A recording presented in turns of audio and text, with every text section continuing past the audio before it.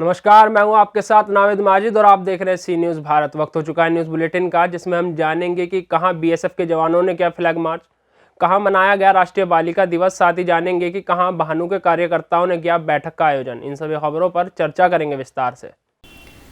जिला फिरोजाबाद में आज नगला बरी दुर्गा नगर में भारतीय किसान यूनियन भानु के कार्यकर्ता प्रजापति महेश पाल माझा के आवास पर प्रजापति समाज ने बुद्धिजीवी लोगों के साथ एक बैठक का आयोजन किया।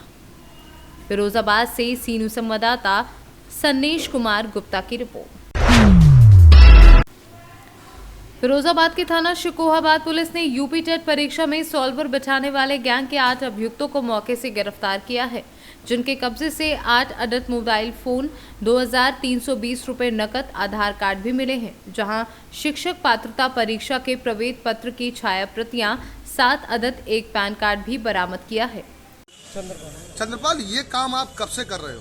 सर अभी से ये टेट का पेपर हुआ से तब तक मेरी मुलाकात हुई टेट के काम। तो इससे पहले भी आप जेल जा चुके हैं क्या? जी सर। 2018 में कहाँ से गए थे? चिकरी थाने पे। चिकेरी थाना कानपुर। तो वहाँ कितने लड़के कितने संग पकड़े थे आपके? मेरे साथ पकड़े गए थे लड़के। कितने रुपए में परीक्षा दिलवाते थे? 8-10 लड़के थे। रुपए कितने लेते थे एक से? कब परीक्षा के? हाँ 30,000। एक युवक से ना? तो पैसे खाते में लेते थे डायरेक्ट हाथ में? सर एंट्री हो जाती उसके बाद। और ये बच्चों को परीक्षा में बिठाते कैसे थे आप लोग? ऐसे सर लेके आए थे, फोटो मैच करके ऐसे। कितने लोग हैं तुम्हारे साथ सब टीम में? हम 2 हैं, 2 और भी लोग हैं। नहीं, इनके अलावा और भी टीम में लोग होंगे ना? आपको इनसे किस तरह का मामला है, किस तरह का खुलासा किया? देखिए, सॉल्वर गैंग हमने शिकोहाबाद क्षेत्र से पकड़ा। ये अलग अलग जो स्कूल हैं उनके विद्यार्थियों से कांटेक्ट करते थे, उनसे 30,000 रुपये में पेपर का सेटिंग करते थे।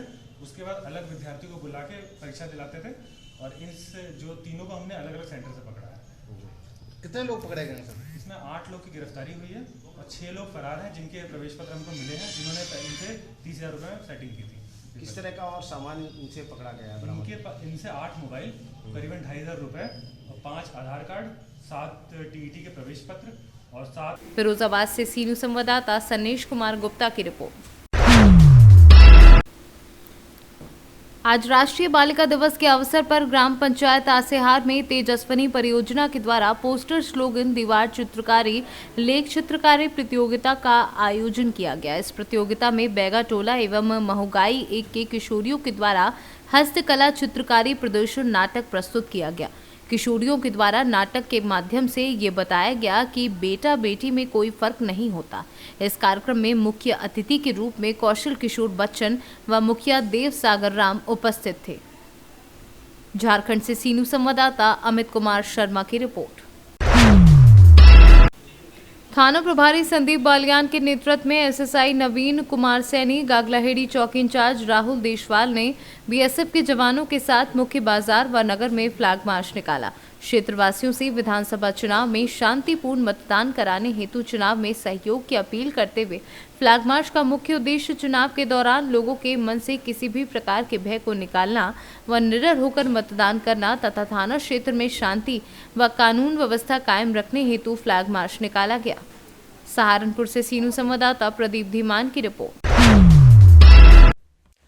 रोजगार सहायक एवं पंचायत सहायक सचिव संघ द्वारा अपनी मांगों को लेकर सहायक सचिव संघ के साथ निम्न दिवसीय सामूहिक अवकाश पर रहने की बात कही गई है। रोजगार सहायक संघ के ब्लॉक अध्यक्ष संदीप उपराले के नेतृत्व में सोमवार को जनपद पंचायत के मुख्य कार्यपालन अधिकारी फिरदौस शाह को ज्ञापन दिया गया और मांग करते हुए बताया गया कि संपूर्ण जनपद के ग्राम रोजगार सहायक अपनी मांगों को लेकर सहायक सचिव संगठन का साथ देते हुए निम्न दिवसीय सामूहिक अवकाश पर जाएंगे। रोजगार सहायक को वित्तीय अधिकार न होते हुए भी किसी भी वित्तीय अनियमितताओं के लिए रोजगार सहायक को दोषी माना जाता है, जो पूर्णतः गलत है। रोजगार सहायकों द्वारा अपने पद के लिए दायित्व का पूर्ण निष्ठापूर्वक 12 वर्षों से निर्वहन किया जा रहा है। वहीं शासन के द्वारा सौंपे गए कार्यों को जमीनी स्तर पर भी किया जा रहा है। ग्राम रोजगार सहायक एक अल्प वेतनभोगी कर्मचारी जिसे 9,000 रुपये ही मात्र वेतन मिलता है, जो कई महीनों बाद मिलता है, उसे हर माह निर्धारित तिथि को दिया जाए समेत अन्य चीजों की मांग की गई है। हम सभी रोजगार सहायकों ने सामूहिक अवकाश का ज्ञापन हमने सीओ मैडम को दिया है, क्योंकि हम लगातार 12 वर्षों से हम लोग का काम चालू था लेकिन क्या हुआ, शासन की योजना अंतर्गत जो हम लोग को लाभ मिलना चाहिए, जैसे 9,000 रुपये जो तनख्वाह मिल रही है वो हमको सम्मानजनक वेतन नहीं, इसलिए हम लोग चाह रहे हैं कि हम लोग का सम्मानजनक वेतन मिले, जिससे हम लोग का जो परिवार है वो उनका आर्थिक भरण पोषण हम आसानी से कर सकें। अगर शासन नहीं मानती है तो इसके लिए आप क्या करेंगे? इसके लिए हम लोग सभी सामूहिक अवकाश पे हैं, उसके बाद चरणबद्ध आंदोलन करेंगे। बैतूल से सी न्यूज संवाददाता राजकुमार बारसे की रिपोर्ट। ये तस्वीर है रेवाड़ी के ऐतिहासिक राव तुलाराम पार्क की, जो युवक युवतियों के वैवाहिक रिश्तों को एक सूत्र में बांधने के लिए एकमात्र उचित स्थान माना जाता है। लेकिन विडंबना तो देखिए कि पार्क में आने वाले अन्य लोगों की तरह रिश्ते तय करने वाले ही रिश्ता तय करके पार्क में खाने पीने के बाद यहाँ गंदगी के अंबार लगाकर चले जाते हैं और बना दिया जाता है इससे शहर का सबसे गंदा पार्क, जिसे शायद कोई देखना भी पसंद ना करे, यहाँ बैठना तो दूर की बात है। पार्क इस बदहाली को देख राष्ट्रीय बालिका दिवस पर स्वच्छ सर्वेक्षण 2022 नगर परिषद रेवाड़ी की ब्रांड एम्बेसडर प्रियंका यादव ने सफाई कर्मचारियों के साथ पार्क की गंदगी साफ कर दी। ये संदेश आप स्वयं ही सुनिए उनका कि आखिरकार उन्होंने क्या कुछ कहा। पूरा परिचय जानना चाहिए। मैं प्रियंका यादव, ब्रांड एम्बेसडर स्वच्छता अभियान नगर परिषद रेवाड़ी, और एनजीओ है मेरी एक कदम मानवता की ओर, उसकी मैं संस्थापक भी हूँ।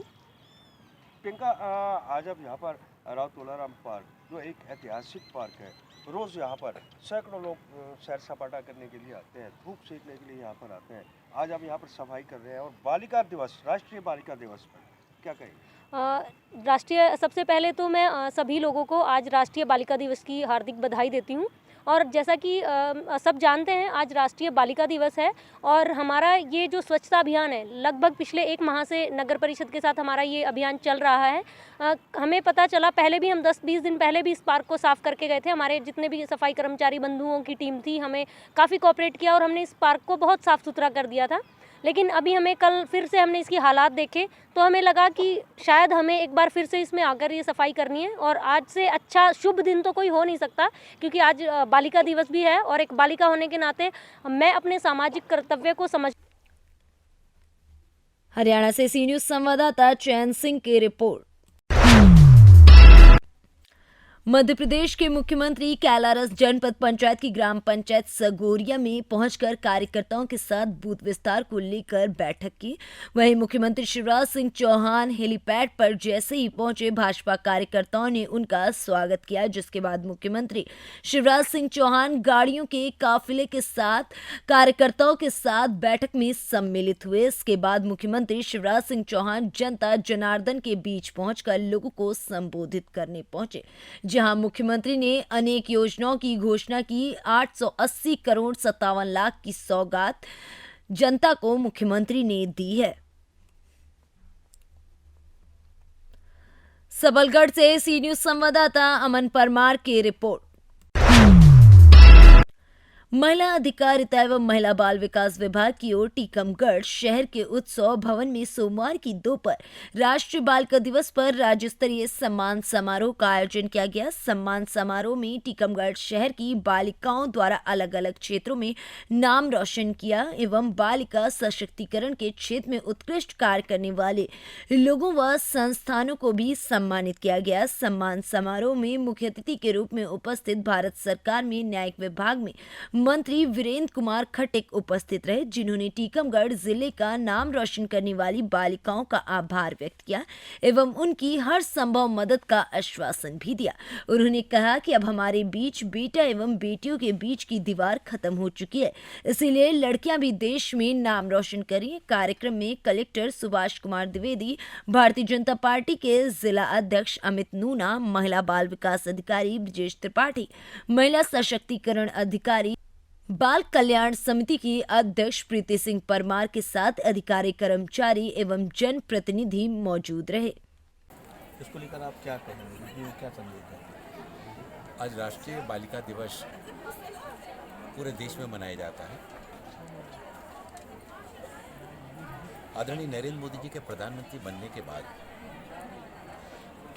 उन्होंने बेटी बचाओ बेटी पढ़ाओ अभियान का शुभारंभ किया और उस समय तक स्थितियाँ ये थी कि हमारे बालक और बालिकाओं की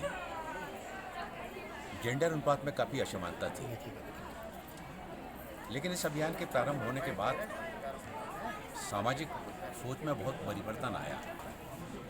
पहले हमारे देश में ये होता था कि जब घर में बेटा होता था कुआं पूजा जाता था, बाजे बजाए जाते थे, और बेटी पैदा होती थी तो चुपचाप रह जाते थे लोग। लेकिन अब देश बहुत व्यापक मात्रा में बदलाव आ रहा है और आज जेंडर अनुपात में भी काफ़ी असमानता जो थी वो असमानता समाप्त होकर हम आगे बढ़ रहे हैं। इसमें शासन के प्रयासों के साथ, राज्य सरकार केंद्र सरकार के प्रयासों के साथ ही साथ समाज ने भी इस दिशा में कदम आगे बढ़ाए हैं। आज इस कार्यक्रम में यहाँ पर बहुत सारी बेटियों को, बहुत सारी बहनों को, जिन्होंने शिक्षा के क्षेत्र में, खेल के क्षेत्र में, जिन्होंने स्वास्थ्य के क्षेत्र में कोविड के दौरान अपने प्राणों की परवाह न करते हुए और देश और समाज के लिए जब उनकी सेवाओं की आवश्यकता थी तो उन्होंने निर्भीकता के साथ में आगे आकर अपनी सेवाएं दें। ऐसी सभी बेटियों के लिए, बहनों के लिए यहाँ पर सम्मानित किया गया।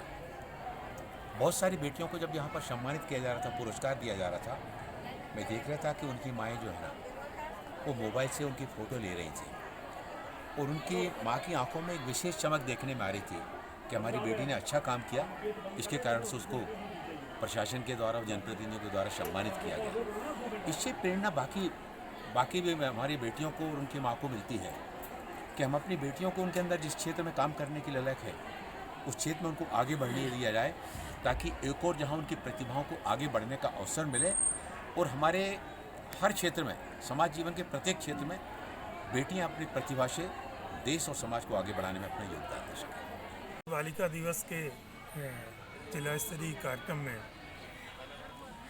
आज केंद्रीय मंत्री माननीय श्री वीरेंद्र खटीक जी की मुख्य आतिथ्य में प्रोग्राम संपन्न हुआ।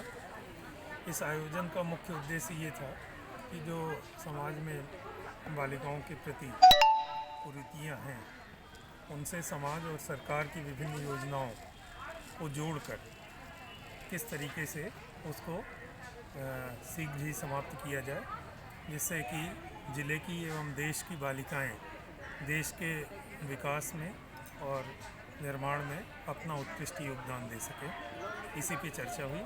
इस कार्यक्रम के तहत जो हमारे ज़िले के विभिन्न क्षेत्रों में बालिकाओं ने उत्कृष्ट कार्य किया है, चाहे वो खेल का क्षेत्र हो, चाहे वो शिक्षा का क्षेत्र हो, या जो कोविड में कंटेनमेंट जोन बनाने में, उपचार करने में संक्रमितों की जिन्होंने उत्कृष्ट कार्य किया है उन्हें भी पुरस्कृत किया गया, जिससे कि अन्य सभी लोग भी अपना सर्वश्रेष्ठ योगदान देने के लिए प्रेरित हो सकें। धन्यवाद। टीकमगढ़ से सी न्यूज संवाददाता गिरीश कुमार खरे की रिपोर्ट। अवागढ़ पहुंचे बीएसपी प्रत्याशी आकाश सिंह का भव्य स्वागत किया गया। बता दें कि जलेसर विधानसभा क्षेत्र से बसपा द्वारा आकाश सिंह को चुनावी मैदान में उतारा गया है। बहुजन समाज पार्टी की रीति नीतियों से प्रभावित होकर कांग्रेस पार्टी के पदाधिकारी नगर अध्यक्ष अवागढ़ कुशाग्र उपाध्याय, सूरज उपाध्याय, बलदेव लोधी, जितेंद्र कुमार, जितेंद्र बघेल, सुभाष चंद्र बघेल, अब्दुल हासिम, छोटा पठान, अभिषेक शर्मा ने बसपा का दामन थामा है। इस मौके पर जिला अध्यक्ष बलवीर भास्कर, सत्यप्रकाश गौतम, सेक्टर प्रभारी अलीगढ़ मंडल प्रत्याशी आकाश सिंह समेत अन्य लोग उपस्थित रहे। वहीं प्रत्याशी आकाश सिंह द्वारा किसानों, नौजवानों के साथ कंधे से कंधा मिलाकर चलने के साथ ही क्षेत्र में विकास कार्यों को गति देने की बात कही गई है। जलेसर विधानसभा क्षेत्र से आप प्रत्याशी है बहुजन समाज पार्टी के, आपकी क्या प्राथमिकता रहेगी और किस उद्देश्य को लेकर के आप विधानसभा चुनाव लड़ रहे हैं? हमारी आदरणीय बहन जी 5वीं बार मुख्यमंत्री बनने जा रही हैं जी। जैसे कि आपने उनके 4 पुराने कार्यकालों में देखा है, दंगे नहीं होते थे, प्रशासन सही रहता था, न्याय मिलता था लोगों को, गरीब, पिछड़ों, मजदूरों को काम मिलता था। वो एक सब समाज की पार्टी, सब समाज की बात करती थी। वो किसी एक पर्टिकुलर समाज के लिए नहीं काम करना चाहती थी, वो सबके लिए करना चाहती है। आपने उनके 4 के कार्यकाल में देखी थी। 5वीं में और बेहतर करेंगी और अच्छी तरह करेंगी और लोगों को भी न्याय दिलवाएंगी और मजबूत बनाएंगी। कुशाग्र उपाध्याय जी, आप कांग्रेस पार्टी के नगर अध्यक्ष थे आवागढ़ के। आपने आज बहुजन समाज पार्टी की सदस्यता ग्रहण की है। आपको क्या अच्छाइयाँ लगी बहुजन समाज पार्टी की जो कि आपने बसपा में सदस्यता ग्रहण की है? व्यंजनों की नीति से प्रभावित होकर बहुजन समाज पार्टी की जो सरकारें रही थी यहाँ पर, उनकी जो नीतियाँ थी, उनका शासन था, विकास था उनका, उन नीतियों से प्रभावित होकर आज मैंने जो बसपा पार्टी ग्रहण की। सर, बीएसपी की क्या रणनीति है? आप सेक्टर प्रभारी हैं अलीगढ़ मंडल के, और मंडल में आपके चुनाव प्रबंधन में कैसी क्या रणनीति है? बहुजन समाज पार्टी की राष्ट्रीय अध्यक्ष परमादरणीय बहन कुमारी मायावती जी की रणनीति के अनुसार बहुजन समाज पार्टी की रणनीति सर्वजन हिताय सर्वजन सुखाय पर है और उसी हिसाब से टिकट वितरण हो रही है। हमारी पार्टी के अंदर माननीय बहन जी ने और अदर पार्टियों की तरह कोई भी जालाशाही नहीं फैलाई है। हर समाज को वरीयता दी जा रही है। अलीगढ़ मंडल के अंदर जनपद एटा में 4 विधानसभा सीटें हैं और चारों विधानसभाओं में हर वर्ग को वरीयता दी है टिकट के हिसाब से। अब आगामी जो विधानसभा चुनाव है 2022 का, इसमें आपको क्या लगता है कि बहुजन समाज पार्टी की सरकार बनने जा रही है? ये तो आपने देखा होगा, आज भी बहुजन समाज पार्टी में विकासखंड अवागढ़ में कांग्रेस पार्टी और भारतीय जनता पार्टी छोड़कर कद्दावर नेता इधर बहुजन समाज पार्टी में माननीय बहन जी में आस्था रखते हुए इधर शामिल हुए हैं और इससे महसूस हो रहा है कि 2022 में बहुजन समाज पार्टी पूर्ण बहुमत की सरकार बनाएगी और माननीय बहन जी 5वीं बार। एटा से सी न्यूज संवाददाता राघवेंद्र अगरिया की रिपोर्ट। सरकारी स्कूलों में विद्यार्थियों की सुरक्षा के साथ ही परिसर में अतिक्रमण को रोकने के लिए बाउंड्री वॉल बनवाकर परिसर को सुरक्षित किया जाएगा। स्कूल शिक्षा राज्य मंत्री इंदर सिंह परमार ने शुजालपुर के ब्लॉक उच्चतर माध्यमिक विद्यालय में बाउंड्री वॉल निर्माण का भूमि पूजन करते हुए इसकी शुरुआत कर दी है। शुजालपुर, मदाना, सलसलाई, जमनेर की शासकीय शालाओं की बाउंड्री वॉल निर्माण का कार्य Madhya Pradesh police housing board एवं डेवलपमेंट कॉरपोरेशन द्वारा किया जाना है, जिसकी वजह से आने वाले शिक्षा सत्र के पूर्व ये बाउंड्री वॉल का निर्माण पूरा करने की बात भी कही जा रही है। शुजालपुर से सी न्यूज संवाददाता राज की रिपोर्ट। उन्नाव जनपद की मुहान विधानसभा मुहान 164 में भाजपा चुनाव कार्यालय का उद्घाटन हवन पूजन कर पूरे विधि विधान से किया गया। आपको बताते चले कि भाजपा ने मुहान विधानसभा से ब्रजेश रावत को पुनः प्रत्याशी घोषित किया है। ब्रजेश रावत ने अपनी चुनाव प्रचार कार्यालय का उद्घाटन हसनगंज कस्बे में किया। कार्यालय का उद्घाटन चुनाव प्रभारी आलोक सिंह, जिला अध्यक्ष अवधेश कटियार की उपस्थिति में ब्रजेश रावत ने किया। सभी कार्यकर्ताओं ने मिलकर ब्रजेश रावत को पुनः विधायक चुनकर विधानसभा भेजने का संकल्प भी लिया है। उन्नाव से सी न्यूज संवाददाता दीपांकर सिंह की रिपोर्ट। युवा सपा नेता रितेश कुमार सिंह ने जनसंपर्क अभियान तेज कर दिया है। गांव-गांव, घर-घर पहुंचकर लोगों से अखिलेश यादव को मुख्यमंत्री बनाए जाने की अपील कर रहे हैं। जनसंपर्क अभियान के दौरान ही विद्युत उपभोक्ताओं से 300 यूनिट मुफ्त बिजली दिए जाने के फॉर्म भराए। वहीं रितेश कुमार सिंह ने कहा कि जनता बेरोजगारी और महंगाई से त्रस्त है। भाजपा के पास बताने के लिए कुछ नहीं है, वह सिर्फ जनता को बरगला रही है। विश्वास यात्रा को लेकर अब उनके पास बताने के लिए तो कुछ है नहीं। अगर आप देखें तो विगत जो पीछे हमारी पार्टी समाजवादी ने 12 से लेकर 17 तक जो काम किया है उसकी तुलना कर लें और वर्तमान 2017 से आज हम 1 जनवरी 2022 को हैं। अगर काम किया होता तो आप समझिए कि इतने लोग आज उत्तर प्रदेश में 11 मुख्यमंत्री, प्रधानमंत्री, रक्षा मंत्री, गृह मंत्री और आपके जो राष्ट्रीय अध्यक्ष जी हैं परमानेंट उत्तर प्रदेश में कैंप किए हुए हैं। इसकी घबराहट से ये उनकी लगता है कि वो समाजवादी से बहुत डरे हुए हैं और उन्हें अपनी सत्ता जाते हुए दिख रही है और जनता इस बार वर्तमान सरकार भाजपा को मुंहतोड़ जवाब देने के लिए खड़ी है। जिस महंगाई, बेरोजगारी, अपराधीकरण पर उन्होंने ये सत्ता पिछली गवर्नमेंट को बता के हासिल की थी, आज ये वक्त आ गया है कि जनता उनको अपना हिसाब लेने के लिए खड़ी है और वो हिसाब नहीं दे पा रहे हैं। आज जन क्रांति और जितनी भी उनकी यात्राएं हो रही हैं उनमें वो आप देखिए कि अधिकतर जो आ रहा है कि वहाँ पे प्रधानों को और जो वहाँ की मशीनरी हैं, सेक्रेटरियों को, आंगनबाड़ियों को, सभी लोगों को प्रलोभन देके बुलाया जाता है और बताया जाता है कि आपको जो है रुपए पैसे के माध्यम से भीड़ इकट्ठा की जाती है। यही ये उनको दिखाने के लिए बचा है, क्योंकि काम के नाम पे तो शून्य है। धन्यवाद। बाराबंकी से सीनू संवाददाता विजय सिंह की रिपोर्ट। भाजपा छोड़कर सपा पार्टी में शामिल होकर सपा जिला अध्यक्ष की जिम्मेदारी मिलने के बाद कचौरा पहुंचे जितेंद्र वर्मा। सैकड़ों की संख्या में कार्यकर्ता व समर्थक इस दौरान उमड़े।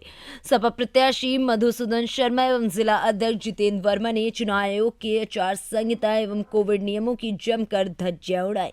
सैकड़ों की संख्या में समर्थकों के साथ सपा प्रत्याशी एवं सपा जिला अध्यक्ष ने बिना अनुमति के कचौरा घाट से अरनोटा तक विशाल रैली निकाली।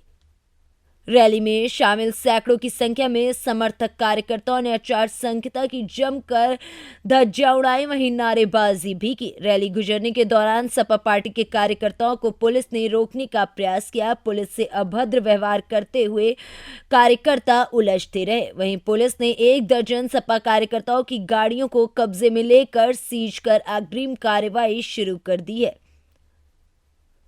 आगरा से सी न्यूज संवाददाता शांति स्वरूप की रिपोर्ट। फिलहाल के लिए इस न्यूज़ बुलेटिन में इतना ही। देश और दुनिया की तमाम खबरों के लिए देखते रहिए सी न्यूज़ भारत।